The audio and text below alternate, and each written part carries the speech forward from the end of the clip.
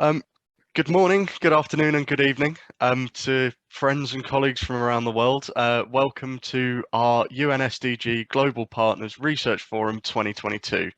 Celebrating Earth Day this year, we're looking at SDG13 climate action, and students from all of our institutions have been taking part in poster competitions, research poster competitions around SDG 13, and they are here today to present and celebrate their hard work and posters to us all.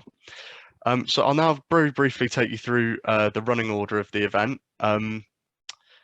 We'll shortly have a welcome from Professor Yuan at National Taiwan University, and then we'll jump straight into the student poster presentations. And the way that's going to work is students will present for 5 minutes each by institution. So for instance, students from Indiana will present, and then we'll break for 2 minutes for questions, and then student from National Taiwan University will present, then we'll break for 2 minutes for questions, and so on and so forth until all the students have presented, and then we'll break into small discussion groups, 3 small discussion groups to talk about some of the topics and themes that all of our presenters have touched on, and then we will feed those discussions back to the broader group before a closing remarks via video from Professor Sharma at OP Jindal.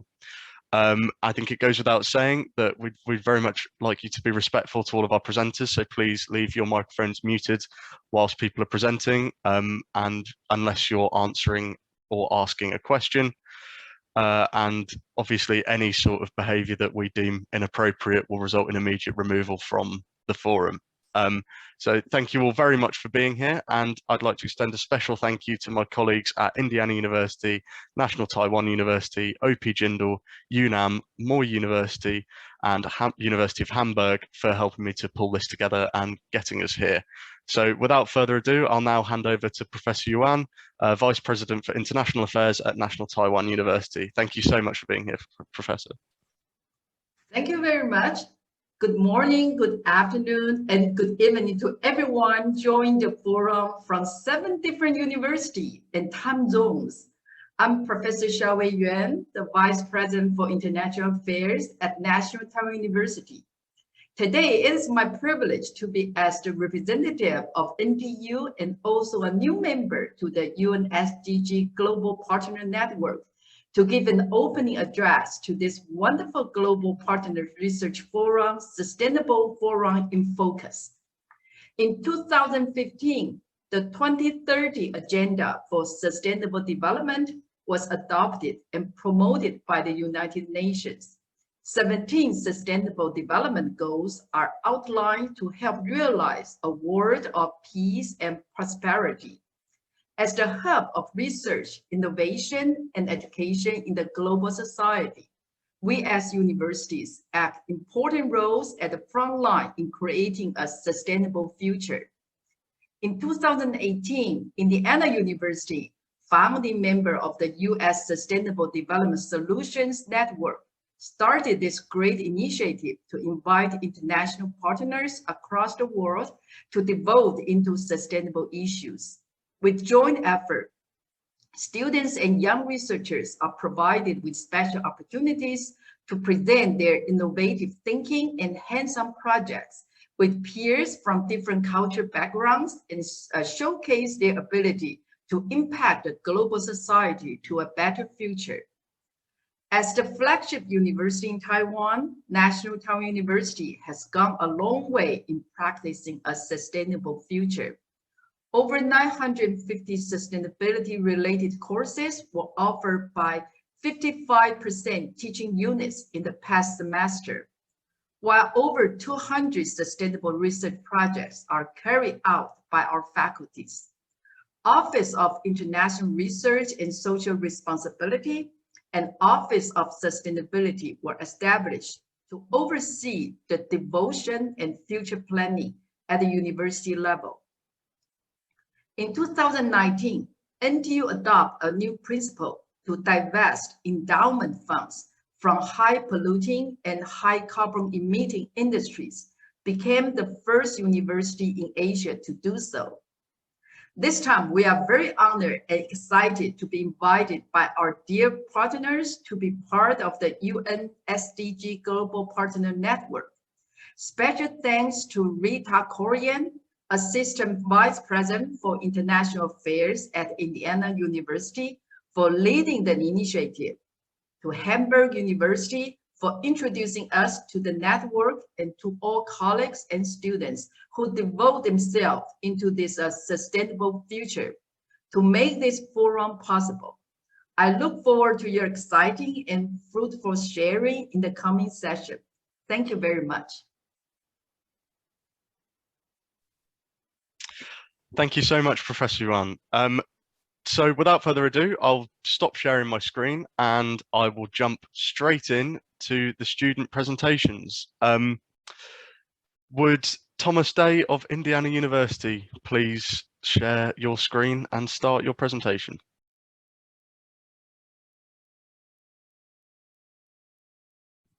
Good morning, everyone. I'm just going to get this into presentation mode. Can everyone see it? Yeah. All right. So hi, my name is Thomas Day. I had the great privilege of working with Dr. Jessica O'Reilly on the implementation gap of negative emission technologies. So the United Nations Sustainable Development Goal 13.2 aims to integrate climate change measures into national policies, strategies, and planning. However, our project noticed an implementation gap in reaching this target.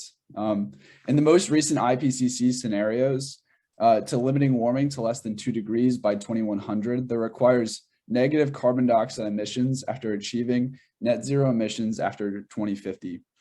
What this basically means is that we'll need negative emission technologies and heavy CDR, carbon dioxide removal, as part of our climate action portfolio moving forward. However, we're not seeing this in the policy.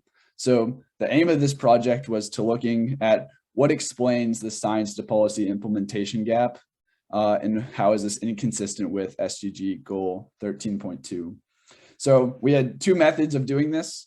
The first, we got to do some contextual research on negative emission technologies and some of the climate action plans. And then second, we had the great privilege of going to COP26 last November in Glasgow.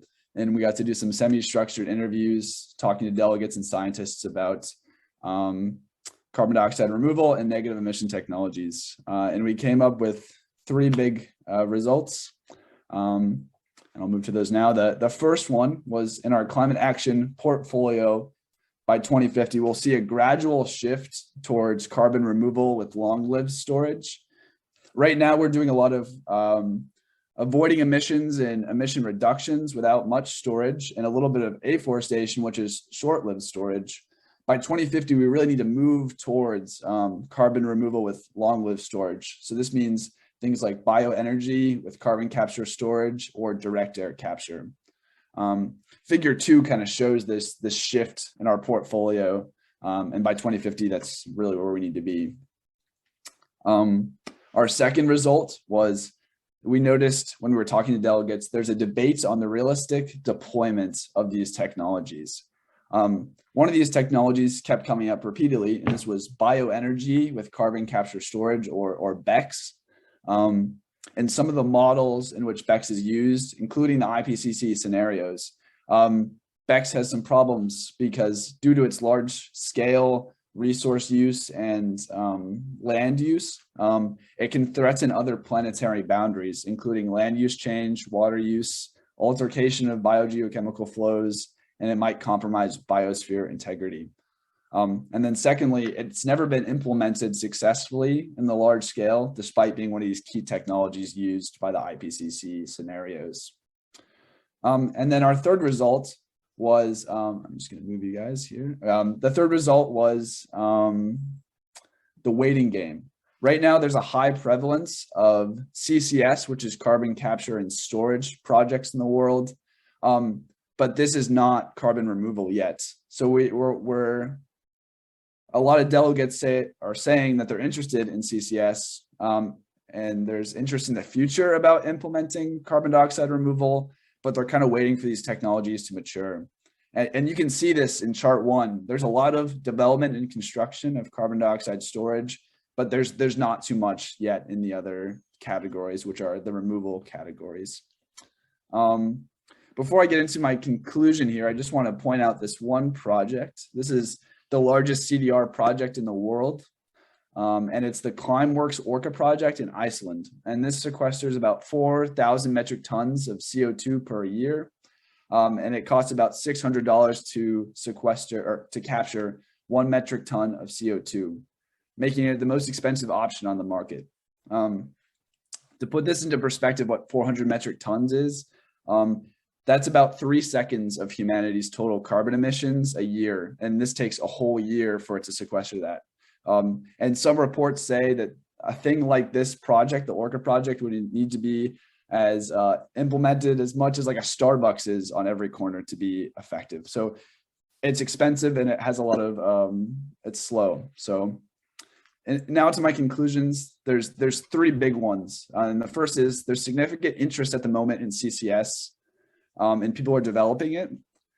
Second, there's interest in carbon dioxide removal, but there's hesitation in implementing it until it's more tested and it's less expensive. And then the last one, which is the most crucial, carbon dioxide removal is required in achieving 1.5 degrees Celsius by 2100.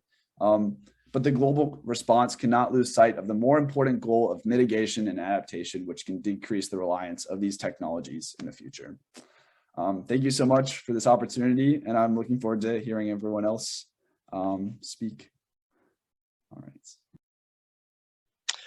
Thank you so much, Thomas. That was really insightful and brilliant. It occurs to me now that I completely forgot to introduce our academic lead from Newcastle.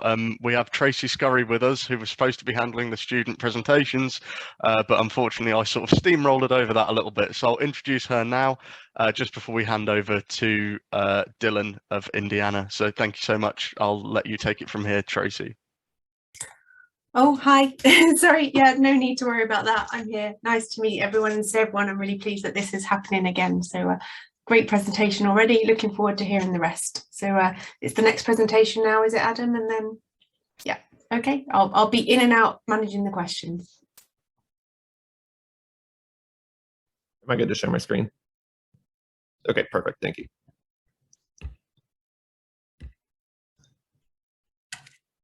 All right, so my name is Dylan Patterson. I am a grad student at IUPUI and also an intern in our Office of Sustainability.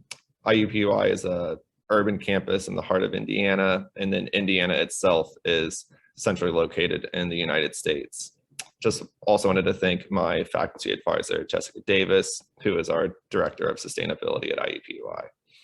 This project covered work I did in the summer of 2021, mainly mapping out the trees across our IU campuses with the end goal of running that data set through a tool created by the US Forest Service called iTree. And then that would spit out quantifiable data about our trees, numbers such as carbon sequestration, carbon storage, pollution removal, etc. The data we collected on the trees in the system was split into 2 different parts. First being data points that iTree needed to run the model. So that was diameter at breast height, condition of the tree, canopy health. And then there was another section we created for maintenance related points that would be helpful for the management of our tree canopy by our grounds departments. So those were things such as if there was irrigation at the tree, if there were pest issues at the tree, soil disturbances, etc. This structure allowed for the tool that we built to be used for more than just our unit to like get data on our trees. It also made it a benefit to the grounds crew themselves, especially for smaller campuses that maybe had less funds or a smaller crew. Having all of this data in an online tool allowed them to better manage their tree canopy. The reason we pushed to do this project was because the natural environment doesn't always have a way to tell you what its benefits are. So this project was an attempt to bring actual data to our campus administration to justify more support of our natural environment and also assist our campuses in their management of their tree canopy. The project started with work being done here at IUPUI. We realized that IU Bloomington, our main campus, was doing something very similar, so we decided we should just standardize this process. After doing that, we were able to take that to the 7 other campuses, trained faculty and student teams on each of those campuses on how to do the tree survey, so that in the end, we have now full data sets for all of our trees across all the IU campuses and are able to tell a full story of what our trees are benefiting, or how our trees are benefiting us across all of our campuses. When Jessica and I were planning out this poster and connecting it to SDG13, I thought a lot back to how we talk about sustainability solutions are often talked about as being locally based, but I thought this was a cool project, and in its example of how this solution worked for us at IUPUI, also worked at IU Bloomington, and we were able to make it work for all of our other campuses. And I feel like that also shows that it could be replicated in other areas as well. We also brought in some case studies and interesting examples of how GIS technology was being used in other parts of our country and other parts of the world to support protection and management of the natural environment. And then, so let me move the phases out of the way like Thomas did. In conclusion, the data we obtained from our IU system tree inventory will be used not only to improve our collective tree care efforts, but also allow the university to begin to determine the environmental, social, and economic benefits that our trees provide to IU. Measuring and verifying carbon sources and sinks is often a challenge. However, the combination of GIS mapping and the iTree report addresses a portion of that challenge by delivering information on the quantified benefits IU's trees are offering the community. And then finally, as IU looks towards a commitment to carbon neutrality, understanding the amount of carbon sequestered by our campus forests will offer tangible benefits to IU and beyond. So with that, thank you for having me and for letting me share the work I did last year with you guys. Oh, cool. There we go.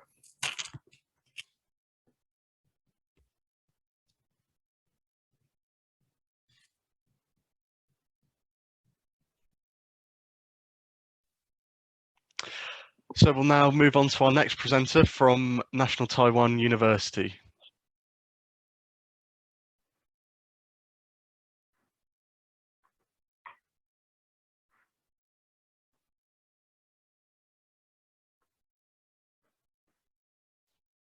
Hello, can you see my screen?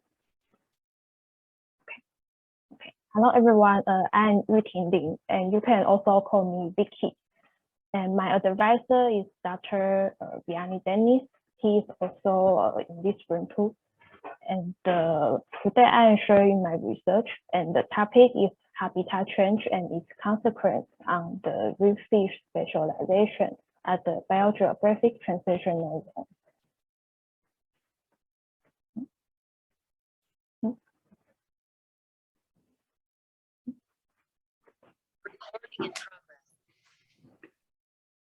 So, as you may know, global warming is transferring the ecological communities.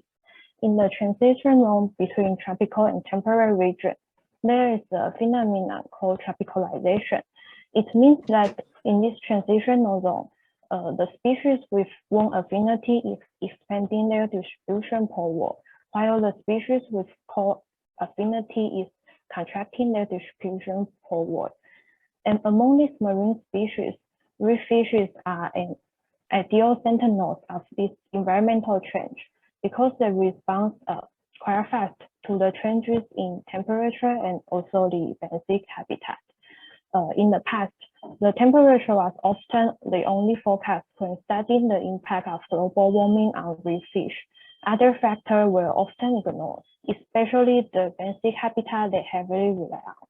Therefore, the third question I want to ask here is, what are the effects of habitat change on fish fauna? and also what are the fish sentinels of the temperature and the habitat.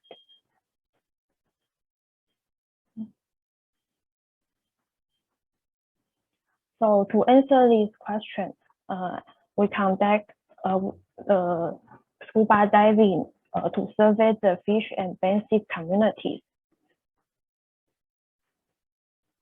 And we conduct our survey at the 18 locations along the east coast of Taiwan and investigate the temperature anomaly in the past 3 decades.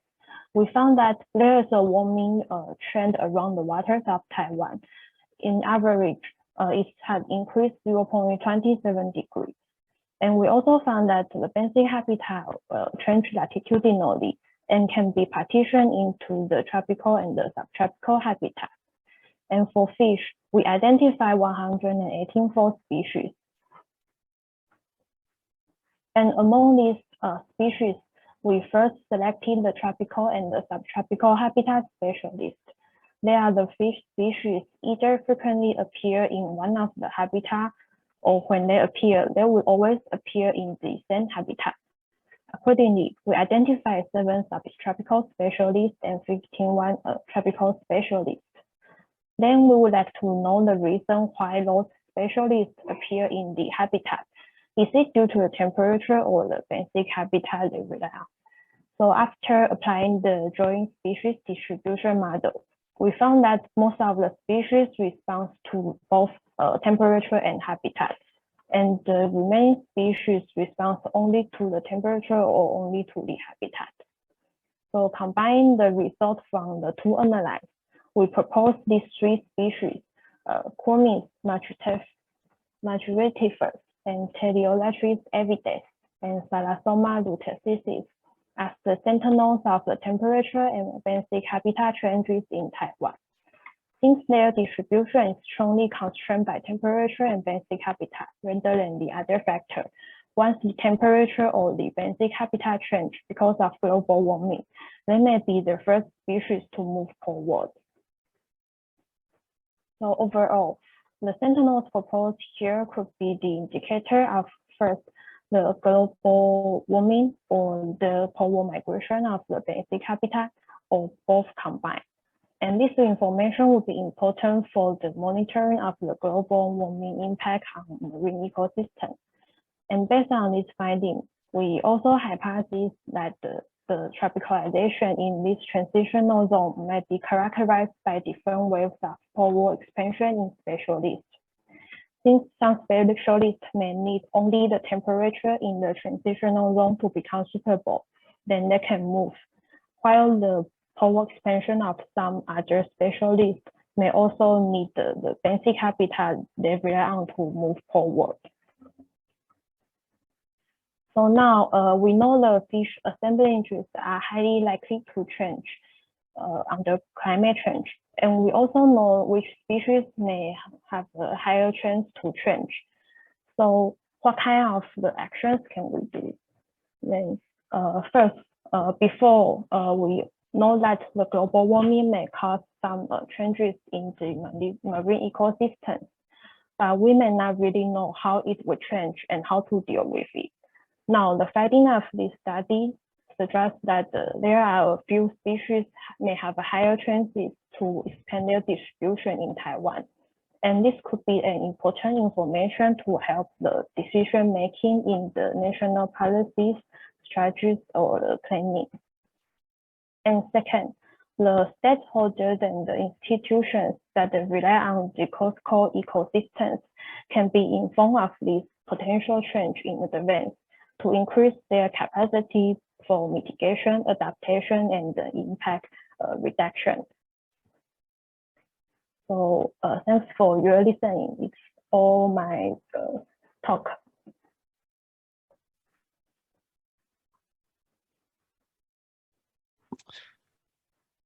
Thank you so much for that. That was fantastic.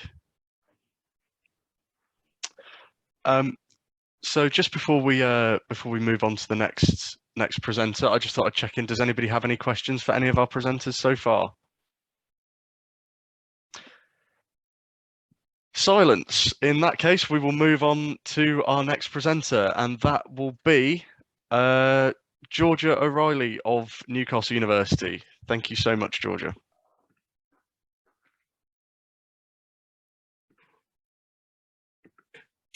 So hello, my name's Georgia. I'm studying marine biology at Newcastle. So I'm going to be talking about my research, which is using a species rubisco, which is an enzyme to enhance carbon dioxide capture by increasing their productivity. I appreciate this poster is quite difficult to read from in a presentation like this, so I'm going to break it down a bit. So why did I kind of choose this idea? It was a throwaway comment by one of my lecturers. They were talking about all the technologies that are being developed, the millions and billions of pounds are being spent to come up with a new idea, a new solution. Well, plants remove carbon dioxide from the atmosphere already. Let's enhance this. Let's use what has been happening for billions of years to our advantage. I don't think we have time to go into the whole process of photosynthesis, but basically it's using carbon dioxide to create energy-rich sugar molecules for plants to grow. And rubisco, this is where it comes in a light independent stage. It's called the Calvin cycle. It uses, rubisco connects carbon dioxide to a sugar. And because of this, it's arguably one of the most widespread enzymes on the planet, but it doesn't work as well as it can. There's a lag in its reaction time to changes in solar energy. It also has a deactivation rate, which is sort of the time it takes to respond to the shady conditions. And it's these two issues that lead to not enough carbon dioxide being removed as it could be. So my poster's secondary research, it used some data from Lancaster Uni and the Uni of Illinois. They were investigating cowpea, which is a type of legume, how rubisco, the variations in the different types of cowpea deactivates in response to different light conditions. Then I also used the Journal of Experimental Botany, which was studying the variation between induction kinetics in different genotypes of wheat. And then finally, I used the Philosophical Transactions of the Royal Society bee, which is again looking at variations in productivity between different light conditions.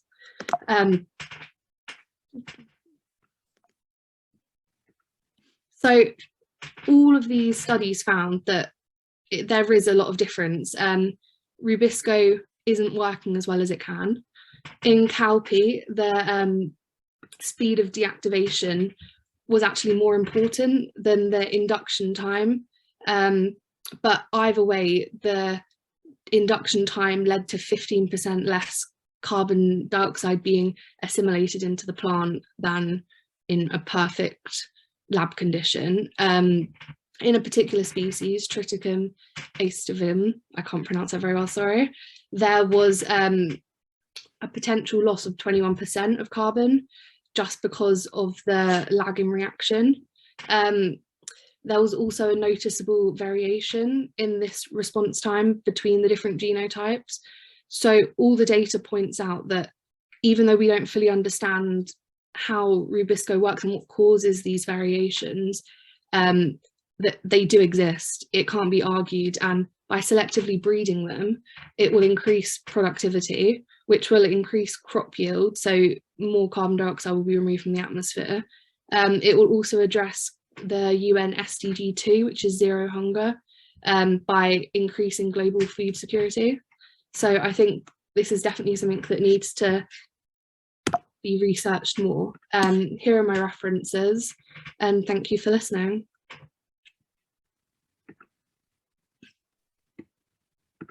Thank you so much, Georgia. That was brilliant. And we'll now move on to our other Newcastle University presenter, Layla. Hello. Right, I'm going to share my screen. This should make it full screen for you. Right, this is my poster, and I broke it down into slides on my PhD project, which is called Alive Rhythmic Buildings. I'm Leila van Ellen, and I have a background in architectural engineering. I think everyone here has different background. It's really interesting to see how everyone looks at their research into climate action. For me, I looked at challenges and related to climate change in the built environment, because not only climate change, but also biodiversity being gradually destroyed and resource depletion is a big challenge in the built environment. And the built environment has a huge impact on all of those. So the IPCC has two strategies, and it's mitigation and adaptation. And my research looks at adaptation, which the IPCC has defined as the adjustment in natural or human systems in response to actual or expected stimuli or their effects, which moderates harm and exploit beneficial opportunities. So I looked at two challenges in architecture throughout time, and you see that architecture has reflected the challenges they are having in matters of throughout time, but also geographically. So you see the architecture of indigenous and vernacular is really used locally. So for example, on the left side, you have igloos which use snow to insulate from the cold, while on the far right side, you see in Dubai these wind catchers that try to catch the wind to redirect the ventilation and cool the buildings. And you can see that these vernacular examples use local materials, which is what led to adaptable and particularly bioclimatic architecture, which are principles that are still used today.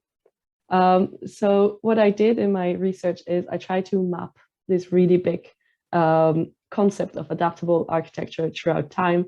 And I could find that there's two sides to it. It's what building components or elements change. And those are called the adaptability dimensions. So you have buildings that are responsive and dynamic or adjustable, versatile, refittable, convertible, scalable, movable. But then on the other hand, it's to what contextual change do they respond to?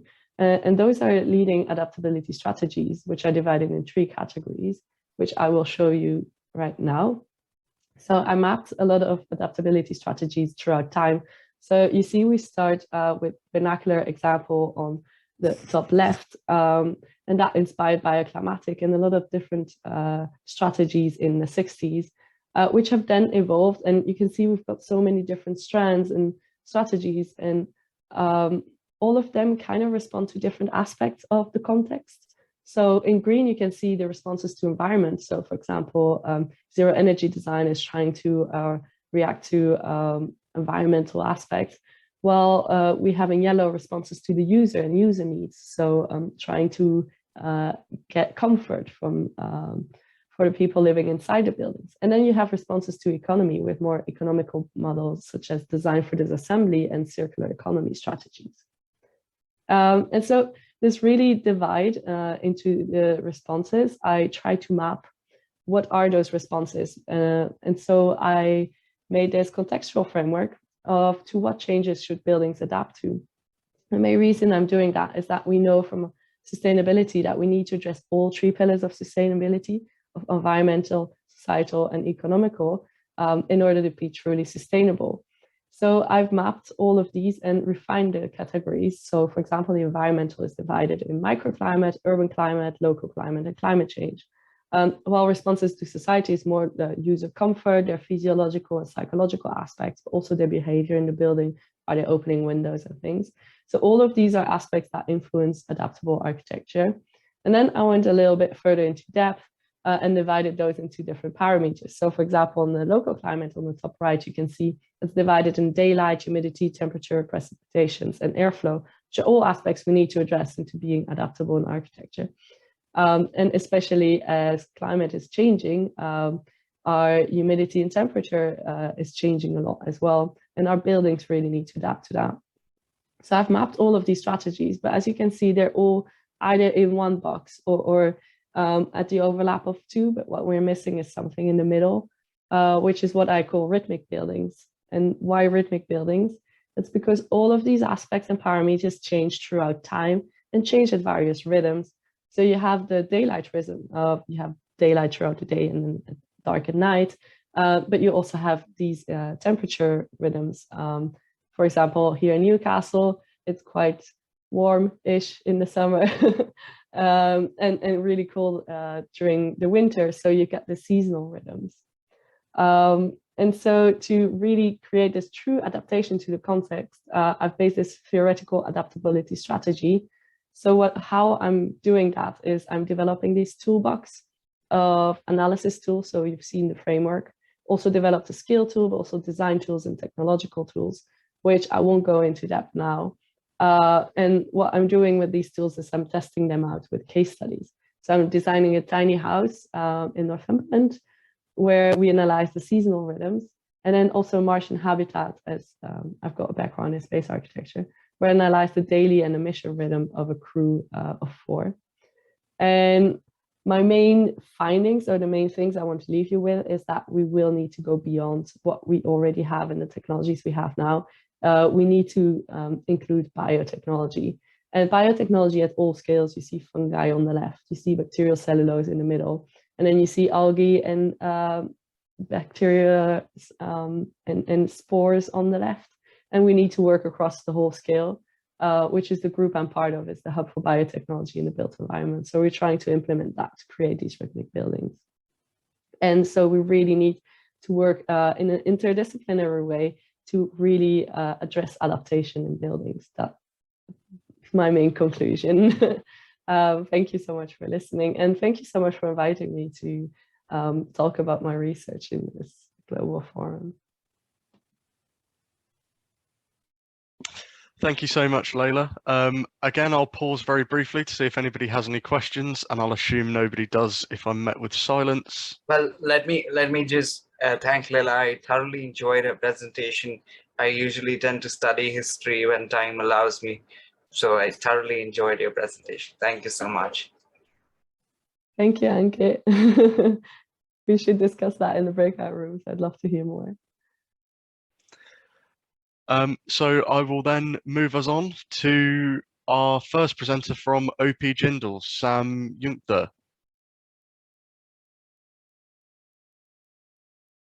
Can you hear me? I hope you can hear me.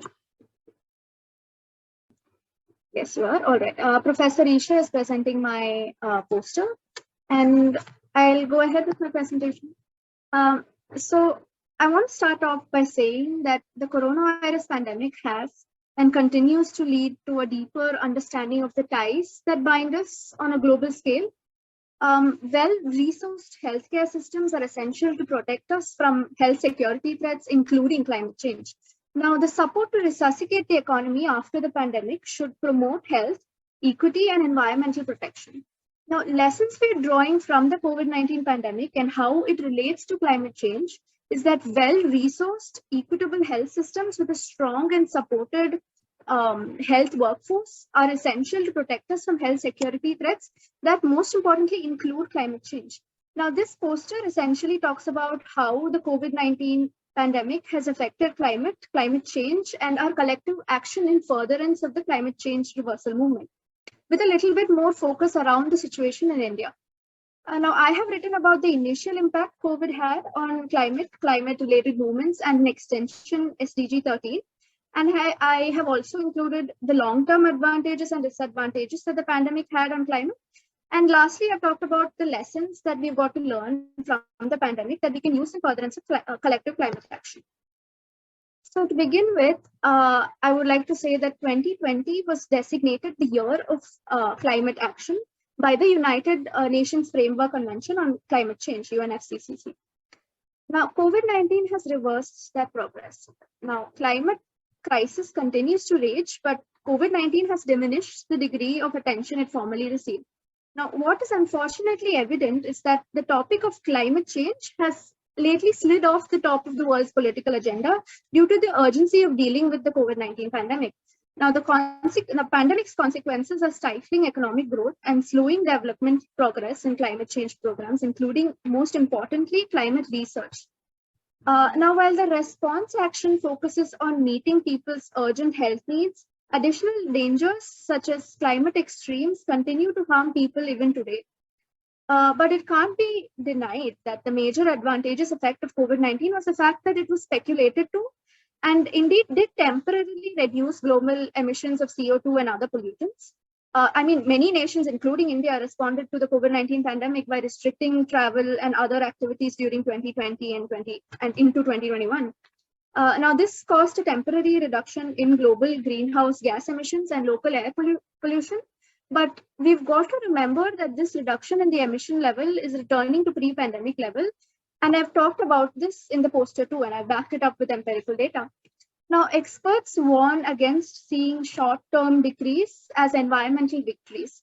Now, global emissions are declining in the short term as they have in the past, even during several and severe economic downturns. However, because carbon dioxide can last for centuries in the atmosphere, the total concentration will continue to climb even if we produce less of it. And as soon as the economy starts recovering after the pandemic, so will the emissions. Now, as the pandemic rapidly spreads and affects more and more countries, it becomes clear that it has the potential to disrupt daily life on a global scale. And the change that and it also has the potential to change the way that we use energy, burn fuel, and emit pollutants into the atmosphere. Now, it has directly put our infrastructure under huge pressure. It has also had huge impacts on how climate change and its related movements are furthered. Now, apart from many social and economic problems worldwide, the COVID-19 pandemic has also led to a sudden halt in face-to-face climate-related meetings. For example, it has negatively influenced the works related to the preparation of the 6th assessment report of the Intergovernmental Panel on Climate Change, IPCC, and it has also negatively influenced the organization of the 26th Conference of Parties of the United Nations Framework on Convention on Climate Change. Now, that is the COP26, which was to be held around early 2021, but it was postponed to November 2021. It did happen in the end, but a lot of important decisions were put on hold. And now what I wish to emphasize in this presentation is that COVID-19, even though it has totally disrupted climate action, it has shown us one thing that humanity was desperately in need of. And that is about how, despite diverting attention away from SDG13, the international reaction to COVID-19 has established a precedent for the sort of action that may be done to solve a global issue. Now, sustainability activists and experts believe that the pandemic's structural alterations provide opportunities to emphasize sustainability and execute long-term environmental improvements to current company structures. Now, if mass collective action was possible for a pandemic, then mass collective action is possible to fight the war against climate change too. And yeah, I would like to conclude by saying that the most important thing to remember is that crises like these offer an opportunity for regained sense of shared humanity, in which people realize that what matters most, their health, the safety of their loved ones, and by extension, the health and safety of the community, their country, and their fellow global citizens. And I feel that both the climate crisis and the pandemic threaten this one thing that we all care about. So yeah, that's my presentation. This is my poster. Thank you so much. Thank you so much. That was fantastic. And I believe the same person is sharing the next presenter's poster as well. So I think we move straight on before breaking again for questions, if that's okay.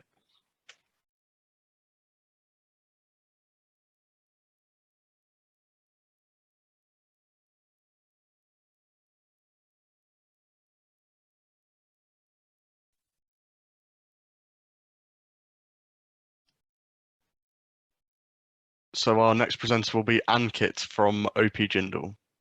I'm just waiting for Professor to share the poster. Oh, there we go. Fantastic. Well, let me begin by thanking the university for giving us young students an opportunity to present something which is close to us, something which is close to their generation, and is also close to the generation which is not even born yet. Climate is something which we all share. And with those words, I'd just like to introduce myself. My name is Ankit Malhotra. I am a student of law at the Jindal Global University in India. I am also the co-founder and president of the Jindal Society of International Law. It's such an honor and a privilege to represent my university once again on an international platform. Before I finally begin, I'd also like to thank Professor Purswani, who guided me and tutored me with respect to not only this poster, but also the paper which we are working on together. And I'm quite grateful and honored to work under his tutelage. The title of this poster and also the paper is rather provocative, activating climate change in the form of ecocide. What this essentially means is, should environmental degradation be punished like a war crime? To further this ambition, a growing movement of activists, lawyers, and political leaders say yes. They want to make ecocide or widespread destruction of the environment an international crime. They do so by relying on the International Law Commission's 1991 draft Code of Crimes and Security of Mankind, which proposed the crime as a willful and severe damage to the environment under Article 26. This proposed crime of ecocide builds on the first 3 core crimes of the statute of the Rome Statute, which penalizes international crimes, war crimes, crimes against humanity, and crimes of aggression. So they want to put environmental damage at the same pedestal as, let's say, genocide. Now, what I wish to do in the remaining time that I have is to speak about India and the environmental measures that India has adopted. Of course, the presentation, or at least the poster that you see on your screens, does not speak about this, and thus I use that as an opportunity to really cover up an aspect which is not there. India, like others, adopts these principles, but what ecocide does is it offers a different vantage point. What it essentially does is offers as a preemptive approach. In addition, individuals will also be compelled to undertake measures to avoid pollution, to aid in halting pollution in its birth, as opposed to being penalized, which is the explanation for the polluters pay principle. In other words, the governing principle becomes polluter does not pay. Polluter does not pollute, I beg your pardon. The protection of interest shifts from those who have few ownerships to the many who are at the risk of suffering. More recently, the Indian courts have also acknowledged and paid homage to the principle of ecocide as the destruction of the aspects of the environment which enables to support life. The Indian Constitution under Articles 21, 32, 48A, and Part 3 enshrines the discourse in varying degrees on the environment as well. Let us think of environmental damage as a pendulum, as a shifting pendulum in which the Indian Constitution provides protection, enjoyment, and the use of the environment on one hand. On the other hand, rests the extreme position of protection. And on the middle sits the most controversial aspect of this, which is the use of environment. Nonetheless, the Indian Constitution, with all its shortcomings, acknowledges the environment. The Indian environmental law and its jurisprudence, as I suggested, moves steadily towards ecocide and enshrining ecocide as a principle. Under domestic civil laws, the jurisprudence has moved towards and the possibility of exploring absolute liability under tort law supplanted in ecocide as a crime of offense that needs to be explored further. For India to internalize the international discourse, both precautionary principles of polluters pay should be juxtaposed to the ecocide laws of a country like Vietnam. What is interesting about the country like Vietnam and other countries which I wish to highlight is the severe destruction which these countries suffered due to different reasons. But if there is one reason which one can trace, that shall be war. And in the Vietnam example, the Agent Orange, which defoliated approximately 5 million acres of forest in an attempt to expose guerrilla fighters, and the entire ecosystem was destroyed therefore. As a result, to protect the environment from future destruction of use, ecocide in the penal code of the Vietnamese code is defined as destroying the natural environment, whether committed in time of peace, war, constitutes a crime against humanities. Another interesting example which I wish to highlight is countries such as Kazakhstan, Belarus, Georgia, Ukraine, Moldova, Armenia are all countries which have an example or a law on ecocide. The common thread between all these countries is that all of their former parts of the USSR or the Union of Soviet Socialist Republics. The reason for this legislation is the enormous environmental damage which these countries suffered due to the wars. In some, 75% of the water was contaminated. Great rivers such as the Volga and Don have been damaged and become chemical stews. 2/3 of the Aral Sea became an arid, sterile desert, and ecosystems of the Black Sea and Caspian Seas have become damaged beyond repair. So thus, what is one to expect? What is one to look forward to have an ecocide law which protects the environment? Do we need to reach a stage when an empire or a war is to be so devastating that it thus needs to lead to a point of enshrining laws to protect this further. Given that, so that the responsibility to remedy, improve, protect through penal action becomes so necessary and at the absolute last requirement. Given the compensation-oriented approach, ecocide brings a different dimension, as I tried to suggest. The hope is that this dimension will offer a different vantage point, and the ghost of penal consequences is a sufficient deterrent for those who are willing to sacrifice environmental well-being for personal gains. This can only be achieved if countries internalize international instruments and measurements, as this article and poster tries to highlight. With that, I close, and I thank the universities once again for giving us students an opportunity to present something. Thank you so much.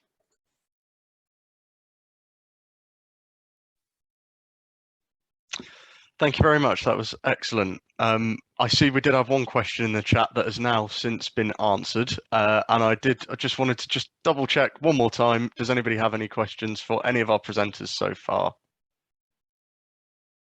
Okay, no problem. I will then move on to our next presenter. That'll be the first one from UNAM, and that will be Anna. Thank you. Yes, well, hello everyone. My name is Ana Paula Silva, and I'm an environmental science student at Universidad Nacional Autónoma de México. First of all, I want to thank my advisor, Alfonso Latorre Garcia, for all of his support throughout this research. Now let's get to the project. So I'm going to be talking about community management as a climate action tool. To start off, it's important to remember that the model which has prevailed thus far has completely changed our relationship with natural systems and the way that we interact with them.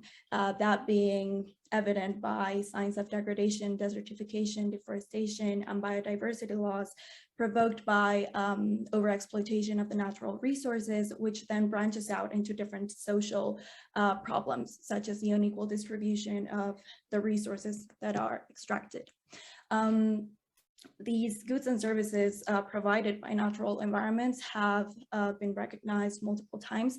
And as a consequence of this situation and the recognition of the importance of these resources and what they give to us as a society and as humanity as a whole, international communities have agreed on a mechanism to implement the inclusion of environmental management practices, as well as collective action in favor of conservation and improvement of resources and their management. This mechanism is typically referred to as community management, which is what this poster is about. So the objective of this research was to demonstrate how community management and social involvement can be effective tools to reach the SDG13, particularly to enhance the management and planning for countries in development, such as Mexico in this case, which is why the research questions are: what is a community forest enterprise? How are they linked to sustainability? And why are they an important climate action mechanism that could be implemented on a national scale in Mexico? So community forest enterprises are a clear example of community management, given that they are communities who have complete faculty over the natural environment which they inhabit, in this case, it being forest systems. And they are able to manage how they extract their natural resources and how they distribute the income that they get from those natural resources around the community. And they can focus them on community income, employment, and public goods and services. And another characteristic of forest community enterprises is that they focus and encourage a lot the conservation of their natural spaces. This model has been instituted in several countries like Ethiopia, Benin, Tanzania, the Philippines, and Bolivia, and particularly here in Latin America and Mexico is, well, a case of success. We have here in Mexico around 250 forests, which are under community management of approximately 1,621 forest community enterprises. And in general, from the 55.3 million of hectares of forests and jungles that cover Mexico, which are represented by the circle that you can see in the middle of the screen. The blue part, which is 80%, is owned by approximately 8,500 ejidos and communities under community management. And then 20%, which is the red and orange part, corresponds to private property. I've divided the results of the research into successful areas and challenges that these communities have encountered. Mainly, these results are based off 4 forest community enterprises that are located in Sierra Juárez, Oaxaca. These are Mancomunados, Ixtepeji, Trinidad, and Capulalpan. So within the successful areas, the most important ones are the implementation of specialized administrations focused on different production areas, which ensure a proper resource exploitation, the cultural strengthening through tradition-based techniques and forest conservation. They have shown internal capacity of familiar and social nuclei management. They have achieved a stable economic state through investments in infrastructure, goods, and public services within the community, as well as shown a democratic governance of common use goods and resources. And well, what we are interested here because of the SDG13 is the encouragement of conservation through forestry systems, as well as environmental impact awareness and forest conservations. The main challenges that they have encountered is the dullness of their governance systems by private concessions and overregulation of forest systems in Mexico, the embezzlement and poor planning of agricultural subsides, urban expansion and illegal extraction of forest resources, and the lack of divulgation and inclusion of the forest community enterprises' benefits within public policies. And now, just to bring all of these ideas together, I just want to close off by saying that forest community enterprises in Sierra Juárez have managed to successfully and properly exploit their natural resources, while at the same time enjoying the benefits that the forest systems provide. And they have also encouraged and implemented conservation of their natural environment, given the relationship that they have with it in cultural terms, which is why it is of utmost importance to create a synergy between government and these communities to understand the specific needs and dynamics of each forest system, which obviously varies and it's different for each one of them, in order to properly represent them and protect them within legal frameworks and international agreements. And this is the way that they can work as a climate action tool. Thank you. Thank you so much. Another fantastic presentation. So we'll now move on to our next UNAM presenter. That will be Brandon. Thank you so much. Good morning, everyone. Can you see my screen now? Well, I hope you do, unless I hear from someone. Okay. So first of all, I'd like to introduce myself. My name is Brandon Mejia. I'm currently a student of the Master's in Marine Biology program at UNAM. I would like to thank my advisor, Dr. Susana Enriquez Dominguez. And without further ado, I'll introduce my project. Now, while livestock farming is one of the main sources of high protein foods for human consumption, it is also responsible for 14.5% of the global greenhouse gas emissions due to the organic carbon from its waste products and the deforestation necessary for fodder, consequently reducing the capacity of the terrestrial plant communities to act as carbon sinks. As an alternative to livestock, phytoplankton culture allows for the production of high-quality protein food with low environmental impact, since photosynthetic production allows to fix atmospheric CO2 into organic carbon, releasing oxygen in the process while producing entirely eatable biomass with minimum waste. Among the phytoplankton species that can be used as high protein sources is Arthrospira maxima, commonly known as spirulina, a multicellular cyanobacteria that forms trichomes endemic to Mexico. The biomass of this species has a 65% protein content, almost 3 times as much as beef. This protein content is easily digestible by humans and contains the 9 essential amino acids. This biomass also provides a high content of antioxidants and biomolecules of diverse therapeutic interest, such as C-phycocyanin and sulfolipids. All these features have led to consider the Arthrospira genus as a superfood. Even though this genus has been broadly studied, most of the attention has been focused on an African species, Arthrospira platensis. The Mexican species, Arthrospira maxima, has not received the same attention despite being an ancestral culture dating back to the Mexica civilization. There's numerous records of how the Mexica harvested a green slime taken from the Texcoco Lake and then used it to make special food either for their royalty or their painani, which were their messengers that ran long distances.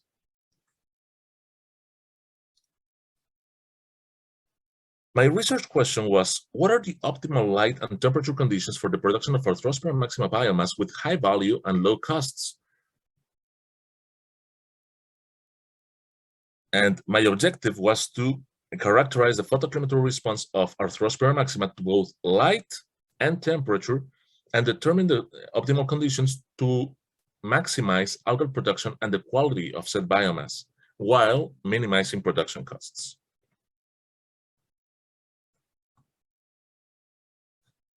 Now, to achieve this, I used an Arthrospira maxima commercial strain and grew it for 15 days, controlling both light and temperature under 3 different regimes for each variable, for a total of 9 treatments. To identify the growth conditions that allow the largest biomass production under the lowest resource investment, the final production was normalized by the estimated light and temperature energy costs per treatment. To assess the potential economical benefits of each culture in relation to their production costs, the biomass quality was estimated multiplying the biomass energy ratio by the C-phycocyanin content per unit biomass for each treatment. Now, this is a multidisciplinary project, which of course incites in 4 different sustainable development goals, which would be zero hunger, good health and well-being,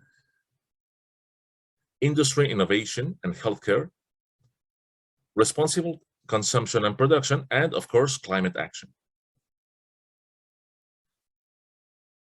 After 2 years of experimentation, we were able to determine that the photoclimatic response of Arthrospira maxima involves changes in its growth rates, in vivo light absorption, and its metabolic rates.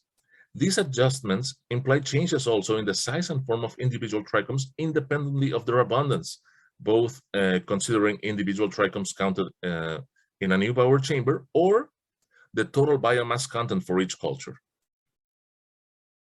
Using this information, the potential commercial benefit of each growth condition was calculated using the ratio between the average price of the C-phycocyanin content per cubic meter produced by each culture, dividing it by the costs of energy to maintain constant illumination and temperature during 15 days for similar culture volumes.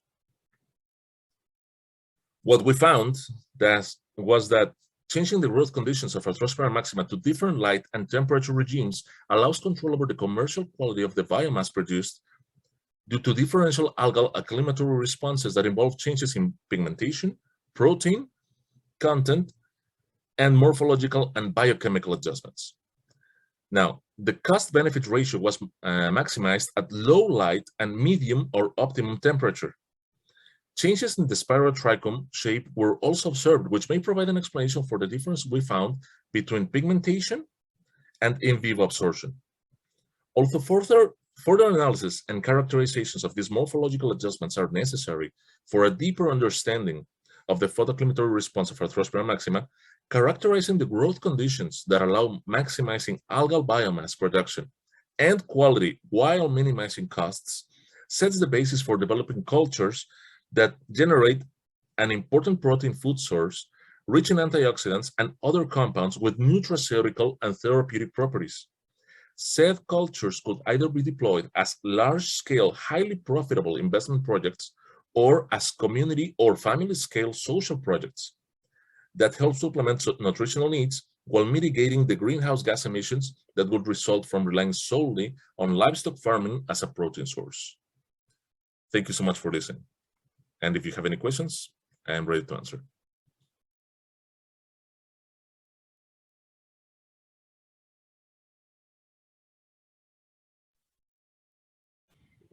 Thank you so much, Brandon. That was fantastic. If there are no questions, I will move on to the next presenter, and that will be me sharing my screen for our first presenter from MOI University.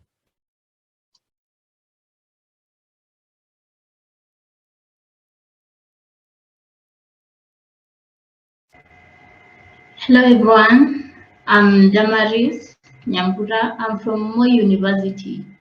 And I'll be presenting on, my poster is on the role of planting trees in achieving the climate action goals.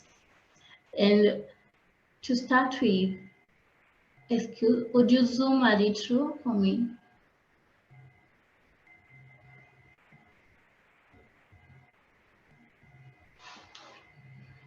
Yeah, good. Okay. Okay, thank you. And so my poster is on the role of planting trees in achieving climate action. And the theme is we need to go green. And we need to go green, meaning we need to know the impact and the purpose for planting trees.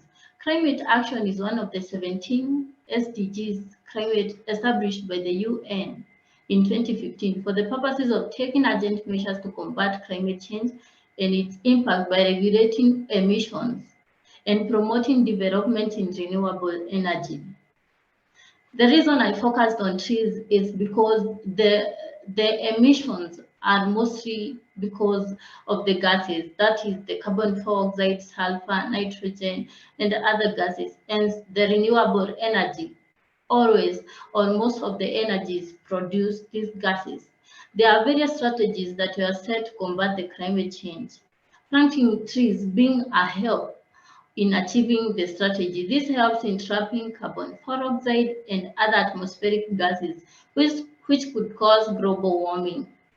There is great need to identify the role of this event of planting trees in climate change, since the practice has been carried out severally, but still the climate is still deteriorating. Move it down. Okay, I got it. I got it. And the method for this research was the desk research, which involved analyzing the event and collecting data from the existing or the past previous climate action ambitions. And so the data that I obtained was the graph showing carbon dioxide.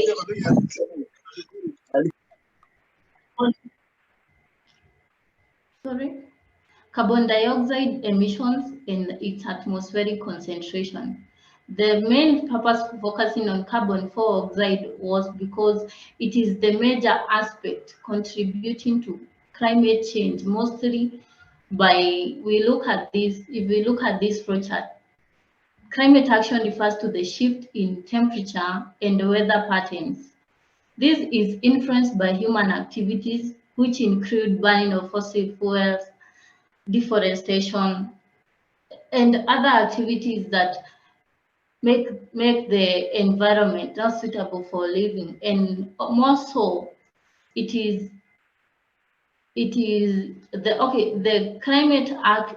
climate change is influenced by the concentration of carbon dioxide in the atmosphere, by how it accumulates and leads to acidification of the rains, waters, and the oceans, rivers, and its aftermath is by reducing the food production, economic growth, and population distribution and growth rate, and also the plant and animals diversity.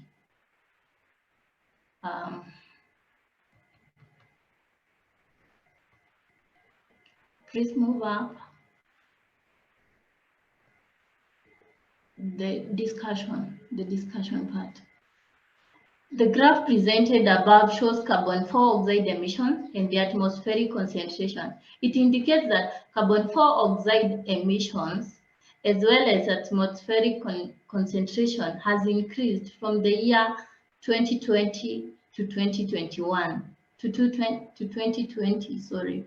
And the flow chart indicates the source of carbon dioxide we have seen it's from human activities, that then to how it affects or its aftermath we have seen it. Then carbon dioxide, like other complex gaseous molecules, it absorbs thermal radiations and holds a large amount of heat in the atmosphere that leads to temperature increase. This temperature increase is the one that leads to drought,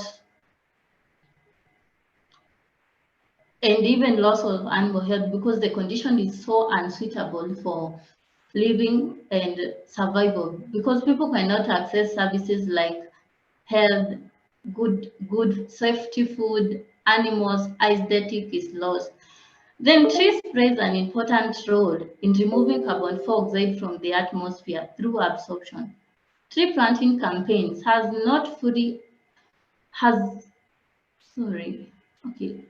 Tree planting campaigns has been done in the previous years, though has not fully managed the problem of carbon dioxide removal from the atmosphere.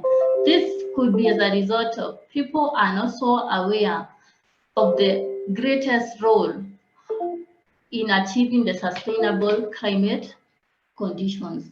This is why it is evident, because we have seen from the year 1750, this was the year when the Industrial Revolution started, whereby we had inventions such as the jigsaw, lighting conductor, condensing steam engine, domestic gas lighting, electric batteries, and others were implemented and analyzing those inventions. That's why we saw like it was mostly for energy productions, and that's where the rate of carbon dioxide has been increasing up to 2020.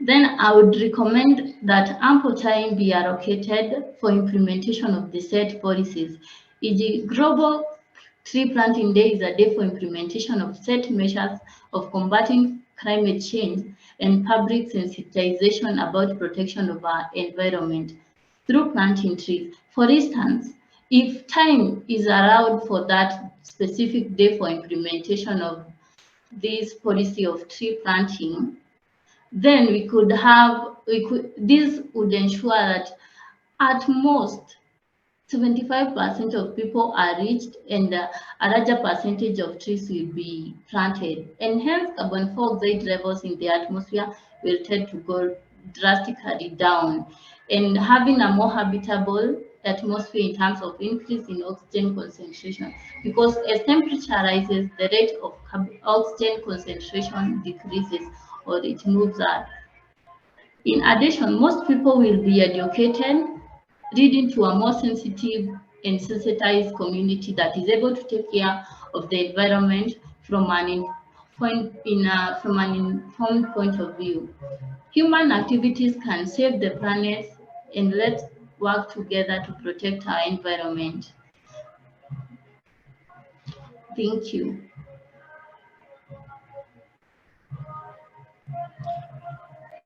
Thank you very much for that. That was fantastic in the face of some very sketchy screen sharing from myself. Many apologies. I'll now move on to our last but not least presenter, Helen from MOI University.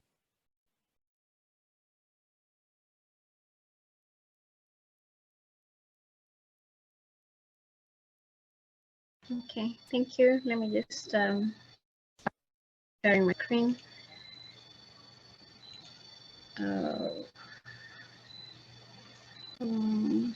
Having a bit of a challenge.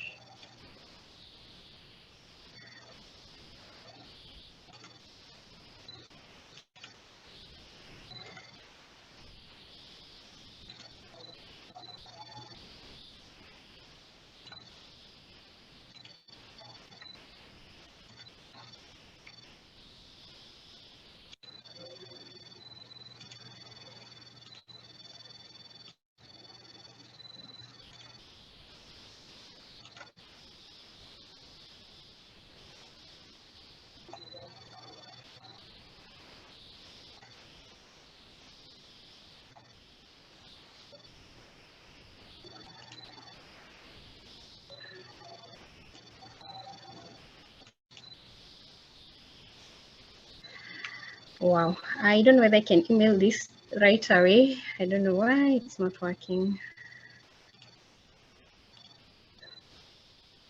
Zura, would you be able to share Helen's poster?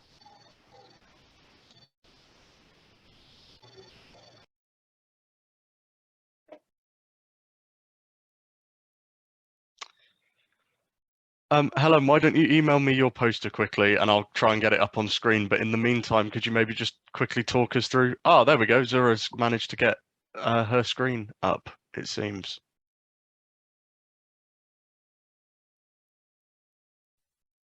Sorry about that. Thank you. Maybe Dr. Zura, you can zoom it a bit.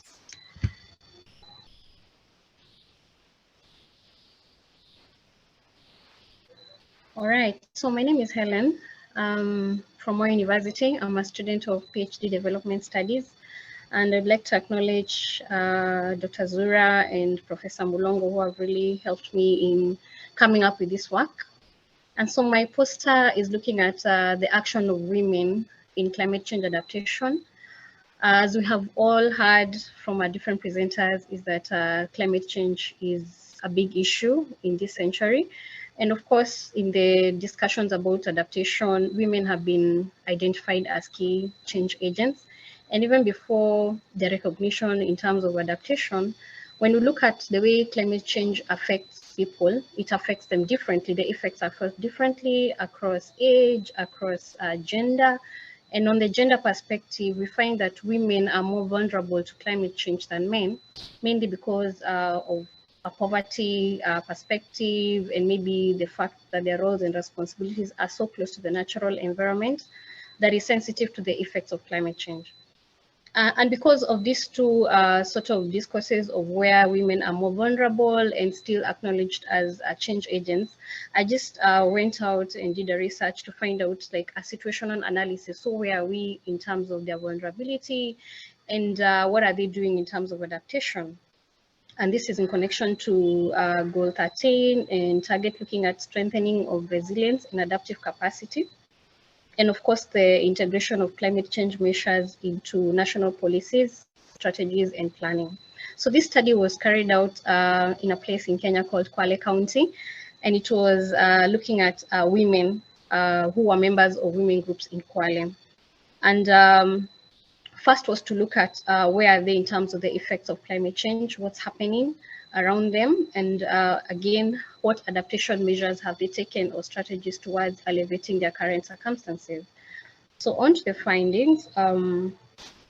First of all, when it comes to the effects, it was, I established that mostly they had suffered negatively when it comes to the effects of climate change. The things that they identified to them as changing climate was rising temperatures, change in rainfall patterns, extreme weather events.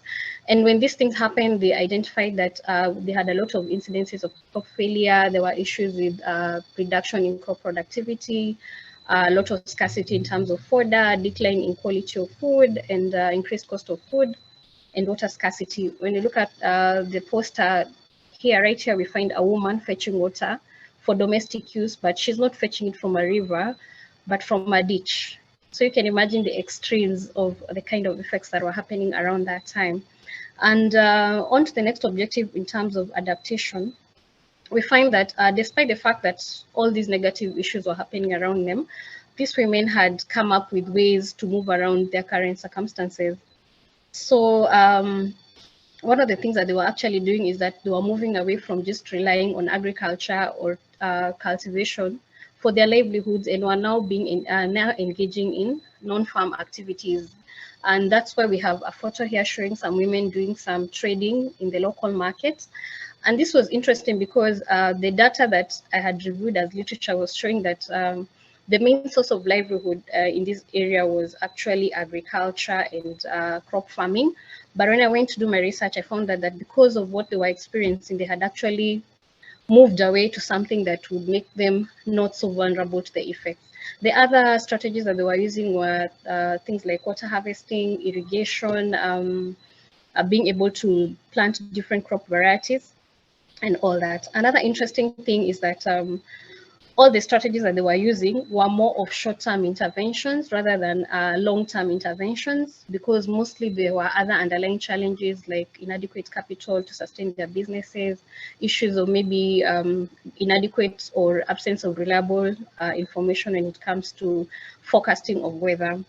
And so on to the conclusion is that In our country, around this time, there were a lot of campaigns on awareness about climate change. But the fact is that people on the ground are actually aware that climate is changing, and they are actively coming up with ways to be able to counter the effects of climate change. And that's why I recommend that as we develop our policies in terms of climate change, it's important to factor in the autonomous adaptation strategies that are already happening on the ground, so that there is ascendancies, or there is a sort of collaborative framework that encompasses both the strategies coming from the top, from the national level, and also from the ground. Also, another thing is that mostly women are mirrored as the vulnerable group, and perhaps maybe it's time to actually uphold the kind of gap that they feel, or the kind of input that they would have in terms of supporting adaptation of climate change. So that is it for me, and I'm happy to have been given this opportunity.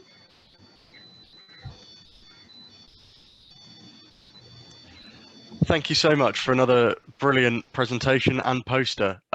So just before we move on to the next section of the forum, does anybody have any questions for our presenters? No, so I'll now share my screen, and I'll show you which of the breakout rooms our presenters are going to be in, and then I'll sort of randomly allocate everybody else to a room, or let you guys choose which room you want to be in. So just while I'll let you guys have a look at that, just while I begin breaking everybody out.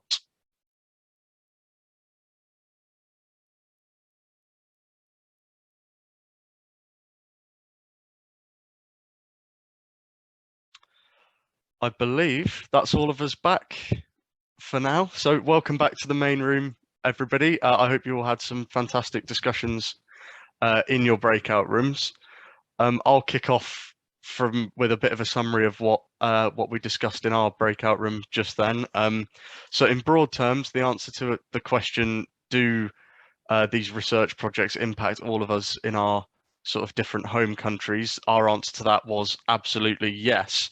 But at the same time, it's important that we take into consideration different local contexts in terms of culture and environment, and in terms of availability of resources, when we're seeking to apply solutions to climate change. And equally, we also discussed the idea of time and the importance of balancing sort of short-term gains that humans naturally want to see versus the long-term benefits that we need to see for climate action. Does either one of Chris or Christina want to come in here and talk about your groups? Yeah, if you want, I'll jump in. I mean, it was similar with us as well. Like, we definitely agreed that this type of research can be implemented, but again, like it is very complex, because you need to take into account like a lot of factors just to kind of make sure that like you're implementing it based on like something that it could be good for humanity, but like also for like the environment in itself as well. So like it all really depends. We were also kind of like talking about like if this could be like some of this like projects could be implemented or transferred into industry, because sometimes like that is like quite difficult, and depending on like what the gains are for like each one of the parties involved, and also like how like sometimes implementing this type of things, it really relies on like what the policies and like guidelines of each government is, because like we were talking about like Georgia's research and how there's like specific laws about like what you can do, like you can and cannot do. So I think that that's really important, and also kind of like bearing in mind kind of like taking into account like government issues that you might be facing, and how can you address those issues whilst making sure that you want to tackle kind of like climate change. I think that that's also important. So yeah, like those were some of the things that that we included, but it's definitely like just kind of hearing at all the presentations, I think it was like really encouraging to see what everyone is doing, and just to kind of like really see that there's hope, because a lot of people are really working on this. Fantastic, thanks, Christina. Chris, would you mind popping in for a second? Yeah, so our group was in agreement. We think that definitely the research can be applied in our own home countries, but some of the concepts we talked about can also be applied even beyond our borders and on a more international scale. One of the things we spoke about was if we could sensitize people to the importance of climate change, it can help firstly on a local level, and then consequently on an international level as well. So we kind of concluded by saying that there'd be an easier implementation of activities or legislations if people understood from a climate point of view how their actions can in turn impact the climate, the environment. Yeah. That's fantastic. Thank you so much. It sounds like all of the breakout discussions were really sort of interesting and meaningful. So that's, yeah, really positive. So just before we move on, I think I will share my screen again and play us the closing remarks from Professor Sharma at OP Jindal. Partaking in this poster contest, our students were really encouraged. They were encouraged to engage in deliberate on the issue of climate change, specifically the need for immediate climate action. The terrible forest fires, droughts, landslides, floods, water shortage, and soaring temperatures, which continue unabated. Efforts are required on all fronts to make a difference. We are engulfed in a climate emergency. The resilience with which the world has now emerged after COVID-19 is a positive sign for the United Nations Sustainable Development Goals to be adopted and pursued with utmost rigor and full consciousness. All the 17 SDGs and 169 targets can only be achieved through collaborative efforts. This can be attained through greater mobilization of the global community and networking of all stakeholders across the sectors and across the countries and across the regions. Initiatives like the UN SDG Poster Forum involves engagement and deliberations of a very important stakeholder, the youth. Youth consciousness stands right at the center to be able to make a difference in the climate crisis. Therefore, this is a wonderful opportunity for the students across the world to engage, deliberate on challenges that are presented while combating the climate crisis. We are indeed grateful for the platform so provided. I'm sure, as is evident, this has made them think creatively, learn new skills. Concomitantly, they must have learned environmental values, cultural values, social values. And it is evident from their research that they've incorporated a solution-based approach. I would like to mention too, that United Nations has always favored diversity. Diversity being such an important thing, and the organizers have been thoughtful and have done a commendable job by including varying perspectives and insights with representatives from across the globe. And I am one of the representatives. So I'm sure this has been an enriching experience for the students as well as the mentors. Good night and stay well and be at it. This is Professor Charu Sharma signing off from OP Jindal Global University. Yeah, well, I couldn't have put it much better myself. So unless anybody has any other business, then I will thank you all very much for coming, and very much look forward to reviewing the recording of this session on our partner website, which will go live in the coming weeks. And yeah, thank you all so much for being here. It's been a really entertaining and thought-provoking session. Really looking forward to talking more about it soon. Thank you.